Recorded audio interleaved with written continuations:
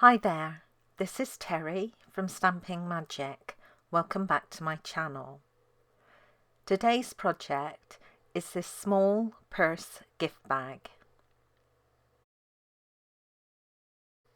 This one does have a magnetic closure in the top, but I'm going to leave the bag I create today open. I prefer it that way. I use some of our Woven Threads Designer Series paper together with our Woven Heirlooms stamp set for the little flourishes and the New Wonders host stamp set for the sentiment. So let's get started. These are all the measurements you need for the various elements required to create this project. So if you're interested in reproducing it, you can take a screenshot and refer to it later. You will need 4 pieces of Designer Series paper, 2 of the same size for the front and the back sections, and 2 of the same size for the side sections. I'm going to score the front and back first of all. You want to put each piece into the scoreboard with the long side across the top and score down at 2 inches and 6 inches. Turn your paper so the 1 inch scored section is on the top and score down to the score line only at 1/2 inch and 4 7/8 of an inch. Then repeat for your second piece. So place it with the long side across the top, score down at 2 inches and 6 inches. Turn it so the 1 inch section is on the top and score down at 1/2 inch and 4 7/8 of an inch. For the side sections, again place into the scoreboard with the long side across the top and score down at 2 inches. Turn the paper and you want to score down at 1/2 inch and 2.5 inches, but I'm just scoring at 2.5 inches from both sides, which is exactly the same thing. So again, long side across the top, score down at 2 inches, and then score down at 1/2 inch and 2.5 inches. Now for the second part, you want to make sure that your 2 inch score line is on the bottom, and you've got the shorter side across the top. You're going to score down at 1.5 inches, but only to 3 inches. So I'm looking at the ruler on the left hand side, the vertical ruler. So again, I've got my 2 inch section along the bottom, and then I'm going to score down at 1.5 inches to 3 inches. And with this paper it's very difficult to see the score lines, so bear with me. I'm now going to score the little triangular sections at the bottom of the side sections. So we've already got the centre line running down the middle, and I want to score from the bottom of that into each corner. Now, as I said, it's very difficult to see on this pattern. If all else fails, you could score it on the back. It's much clearer on the back. So we're going from the bottom of that middle score line, that partial one, to each corner.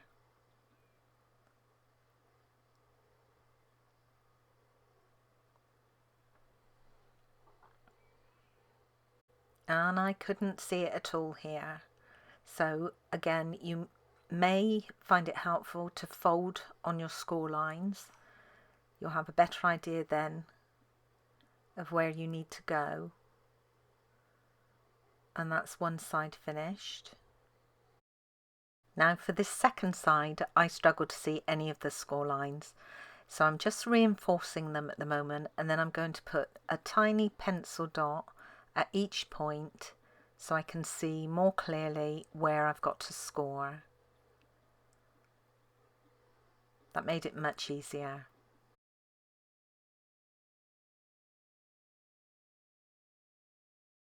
There's just a little cutting required before I start putting this together.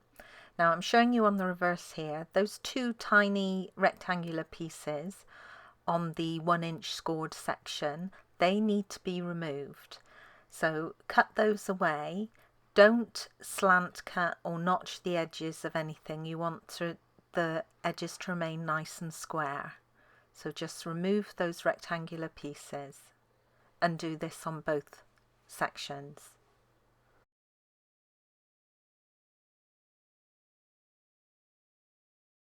I can then go ahead and fold on the score lines, so that 1 inch section needs to be folded forward because that's going to provide our contrast trim at the top of the bag, and then the 2 inch section, which is the base of our bag, can be folded back.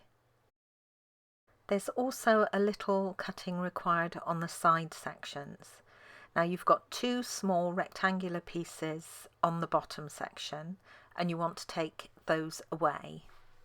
And then I'm going to notch either side of the remaining tab at the bottom and also either side of the 1/2 inch tabs along the top. So I'm removing those 2 rectangular sections at the bottom. And again, it was so difficult to see these score lines, so I flipped it over to notch the top edge, and then I'll take my second rectangle away and notch the other bottom edge. And then I can just notch either side of that remaining bottom tab. Okay, so exactly the same for the second piece. I'm going to remove the bottom rectangular sections and notch the base of that 1/2 inch tab on the side, notch the sides of the bottom tab, and then just flip it over and notch the top edges. Now I need to cut the sides of the front and the back sections because they're on a slant. So I'm cutting from the bottom of that 1 inch tab at the top down to the score line edge of that 2 inch score line. So it's a 1/2 inch slant cut. So I'm just folding the top piece over, and you want to make sure that you've got where you want to cut right in the middle of that cutting groove. So I'm lining that at the top and the bottom edge and just cutting away that piece. And you want to go ahead and do that for all 4 side edges.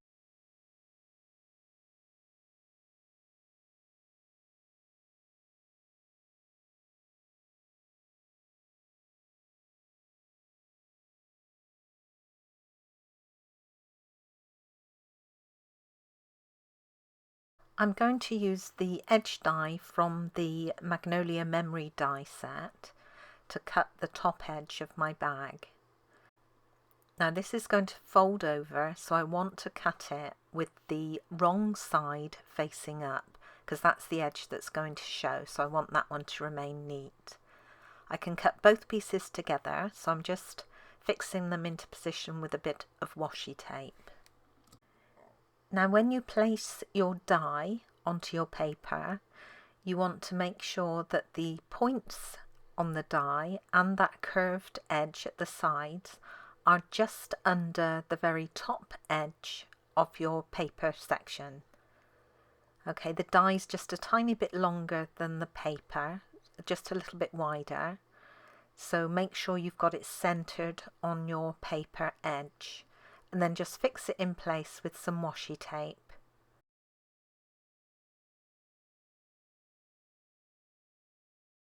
Now when I add my plate, I'm going to add it so the bottom edge of the plate is just above the bottom edge of the die.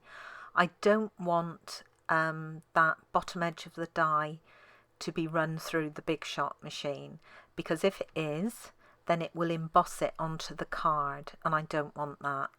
So my plate is positioned just above the bottom edge of that die, and I'm going to give it a little push to start it off and then run it through, and as soon as the Big Shot hits the bottom edge of that plate, it will stop cutting and embossing.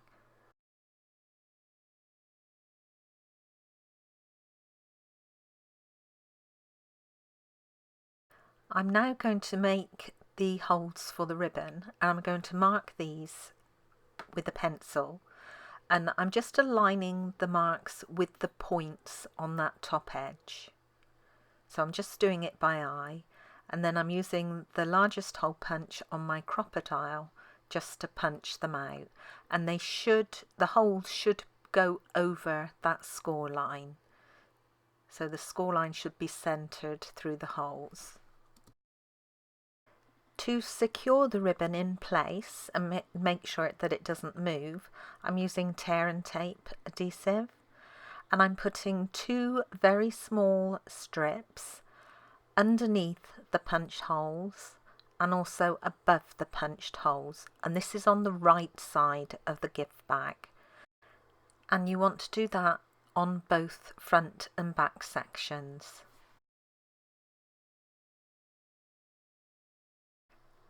Make sure that you've folded on all the score lines on the side sections and burnish the folds with your bone folder where you can.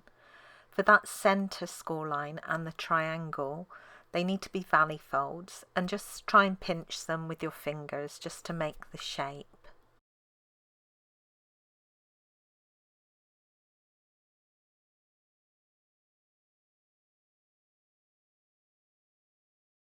I'm now going to start putting the gift bag together, and to do this all I have to do is add glue to that 1/2 inch strip on the edge of the side panel, and then place my front and or back panel on top of it.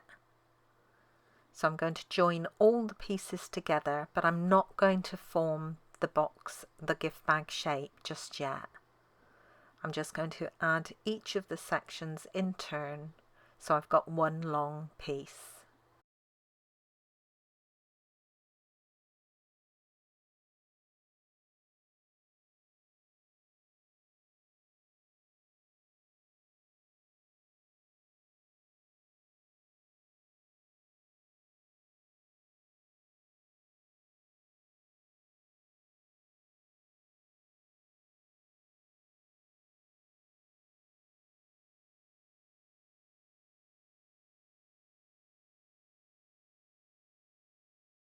I have 2 pieces of the scalloped linen ribbon in Seaside Spray, and all I have to do here is thread each end of the ribbon through one of the punched holes.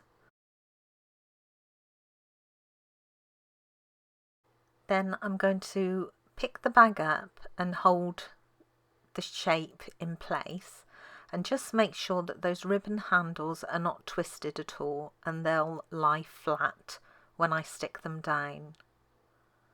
So it's just a final check before I put them in place. Then I'm going to remove the backing from the tape that's underneath the punched holes, and then I can press the ribbon into place. And you just want to make sure that you've pulled an equal amount of ribbon through on all the ends. You don't want one handle longer than the other.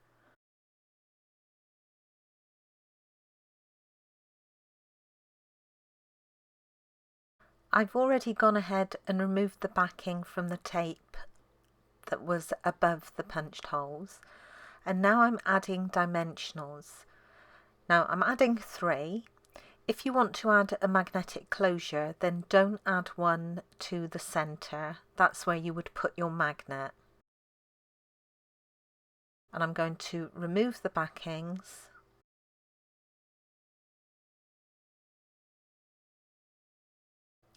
And then you can fold the top sections down and press them into place.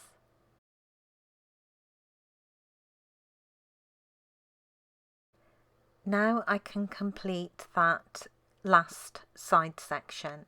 So I'm just adding glue along that 1/2 inch tab, and then I'll bring the other end to it. This will not lay flat on the table now because of the shape of the bag.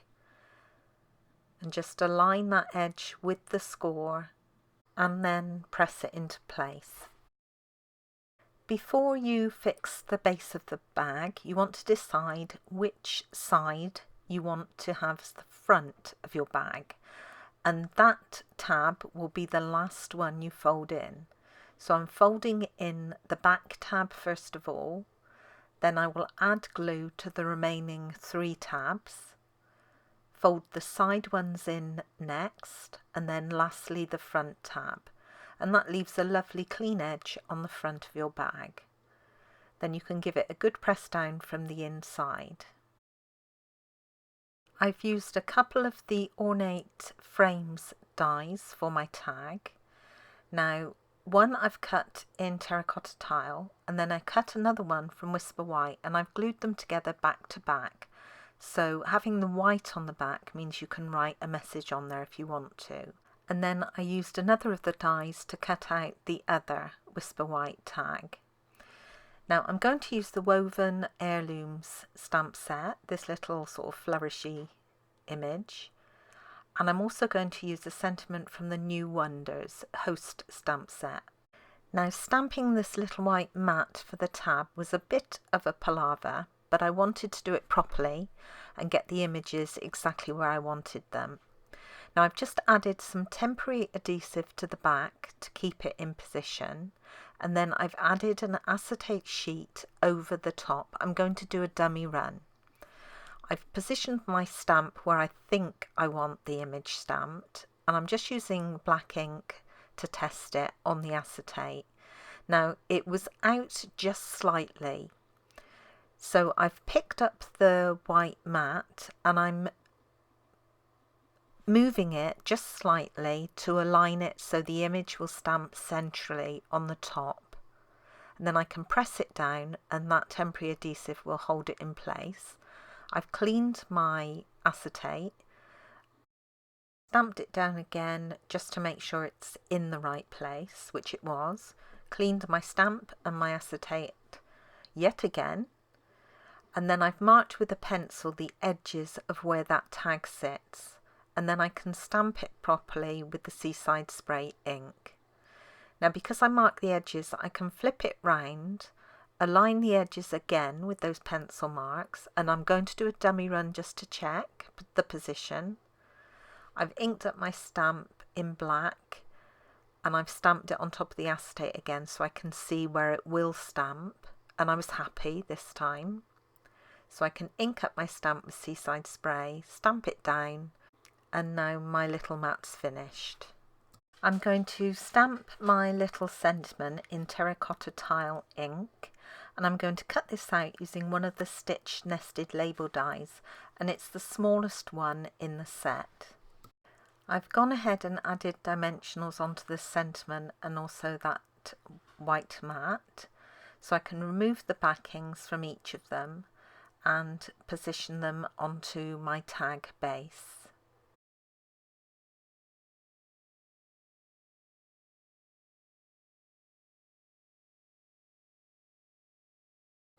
I'm using some white baker's twine to tie this onto my bag. I've folded it in half and I'm threading the loop through the hole at the top of the tag. It's part of the design.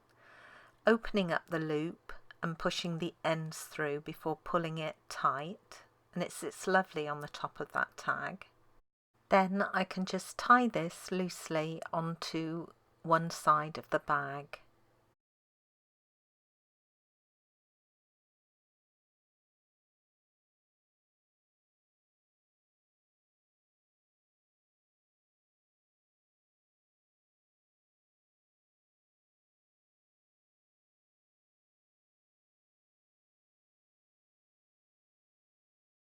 And then as a final finishing touch, I'm using some of our in colour faceted dots, and these are in terracotta tile as well. I'm just adding one above and below the sentiment on that little flourish. And that's it. This lovely little bag is now complete.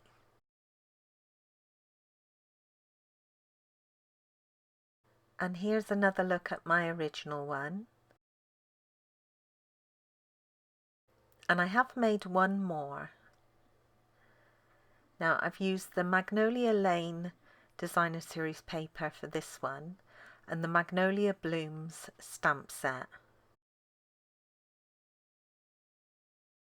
All very sweet, very pretty little gift bags. Thank you for joining me today. I hope you enjoyed this project. If you did, please give it a thumbs up and don't forget to subscribe and hit that notifications bell so you don't miss out on any future videos. Bye for now.